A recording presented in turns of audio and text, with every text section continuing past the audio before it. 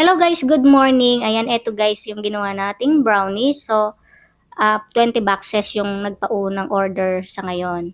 And then, ganyan. Ang ginagamit namin dyan guys is yung pansandok ng kanin. Ayan. Kasi non-stick siya Maganda siyang ipang-plat sa brownies namin dahil nga mapapansin nyo is makunat na yung brownies. Hindi pa man nabibake. Ganyan na talaga yung kanyang texture or consistency. Ayan. So, ang ginagawa ko guys, pagka gusto niyo mas malambot ang inyong brownies, hindi niyo siya ipupuli bake. Huwag niyo siya ipupuli bake or over bake kasi 'di ba, yung mga brownies habang tumatagal o lumilipas yung mga araw is mas mabilis siyang nagda-dry.